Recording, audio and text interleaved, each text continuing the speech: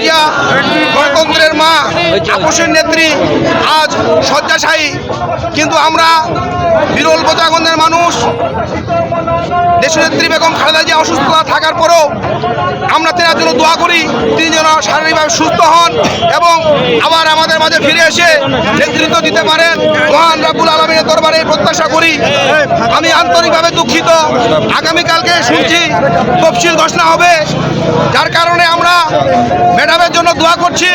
সে সাথে আমরা আন্তরিকভাবে দুঃখিত যে আমাদেরকে রাজপথে নামতে হচ্ছে, কারণ তফসিল ঘোষণা হচ্ছে। বিরল প্রজাগণের মানুষের এই যে দীর্ঘদিনের সাধনা আমাদের কেন্দ্রীয় হাইকমান্ড বুঝলো না। আমরা এতদিন যাবৎ রাজপথে সংগ্রাম করছি, আন্দোলন করছি, এত মশাল মিছিল, এত তীব্র প্রতিবাদ, কিন্তু আমার মিডিয়ার মাধ্যমে এতভাবে প্রচার হচ্ছে, কিন্তু তারপরেও আমি ব্যক্তিগতভাবে দেখতেছি আমাদের কেন্দ্রীয় নেতারা এই সমস্ত কিছুই ভ্রুক্ষেপ করছে না, তিনারা গোপন তদন্ত করছে না বিরল প্রজাগঞ্জের সাধারণ মানুষ কি চাচ্ছে। আমরা সকলেই চাই এই আসনে যাকে নমিনেশন দেওয়া হয়েছে সেটা আমরা চাই পরিবর্তন। আমাদের কেন্দ্রীয় নেতারা এই সমস্ত কিছু লক্ষ্যই করছে না, তিনারা আপন আপন ধান্দা নিয়ে ব্যস্ত।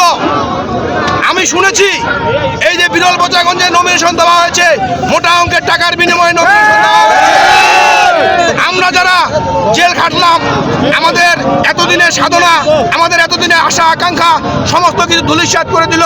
বিরল প্রজাগঞ্জে ধানের শীষে যে দুর্গ দীর্ঘদিনের আমাদের অক্লান্ত পরিশ্রমের ফলে হয়েছিল, ওই আমরা যেটা অর্জন করেছিলাম মুষ্টিময় কিছু দুষ্কৃতিকারীর অর্থের লোভ লালসার কারণে আজকে আমরা আমাদের এই যে এত মানুষের গণমানুষের যে জোয়ার, আমাদের যে আশা সব ধূলিসাৎ হয়ে যাচ্ছে কয়েকজন দুষ্কৃতিকারীর কারণে। তারেক রহমানের প্রতি আমার বিশেষ অনুরোধ, আপনি আমাদের এই মশাল মিছিলকে খারাপ দৃষ্টিতে নেবেন না। আমরা কখনো বিএনপির বিরুদ্ধে নই, আমরা ধানের শীষের জন্য সর্বোত্তক আমরা আছি।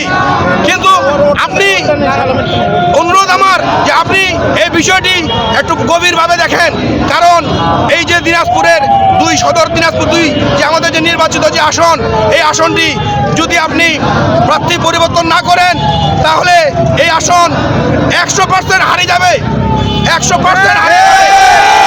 আমাদের ধানের শীষে যে দুর্গ, সেই দুর্গ ধীরে ধীরে আমাদের নষ্ট হয়ে যাচ্ছে। আপনি অতি দ্রুত সিদ্ধান্ত নেন।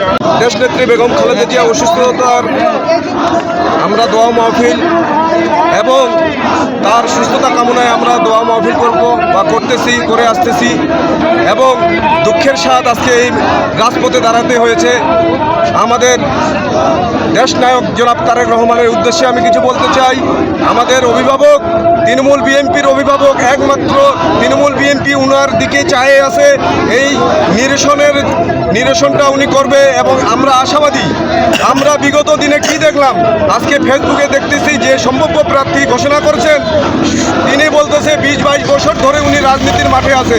2013 সালে যখন এখানে মামলা হামলা হয়, তখন মামলা হামলায় নাম আসে বিরলের কালু চেয়ারম্যানের, নাম আসে অমুকের, যে উনি 20-22 বছর ধরে যদি রাজপথে থাকে বিরলে আজকে থেকে 13 সাল থেকে আমি ধরতেছি, 13 সাল থেকে এ যাবৎ আওয়ামী লীগের আমলে মামলা হয়েছে 8 থেকে 10টা।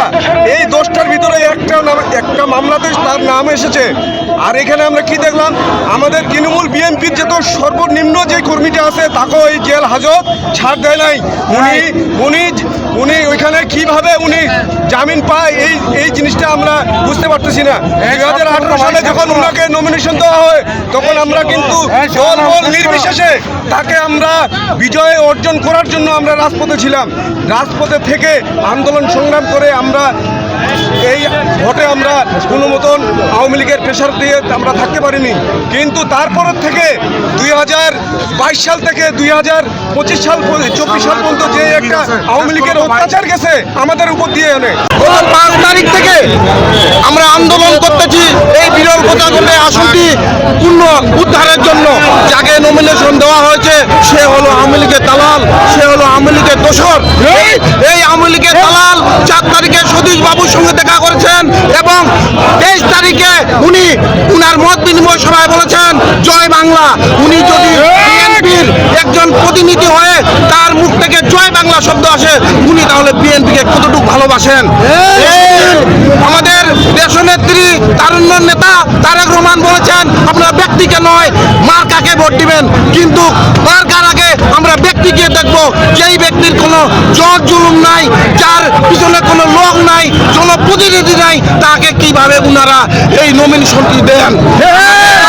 উপর মহলের আবেদন, জোরালো আবেদন, এই আসনটি মূল্য বহন করে কালু ভাই হোক, মাজারুল ভাই হোক এবং মঞ্জুরুল ভাই হোক এবং এম এ জলিল ভাই হোক, যে কোনো একজনকে দিলে আমরা এই বিরল বোঝাকুণ্ডের আসনটি পুনরুদ্ধার করতে পারবো এবং তারুণ্য প্রতীক তারেক রহমানের হাতে উপহার দিতে পারবো।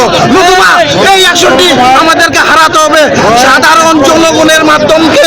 সাধারণ জনগণ বলতেছে যদি এই পিলারকে নমিনেশন থেকে বাতিল না করা হয় তাহলে আমরা ধানের শীষে ভোট দিব না, আমরা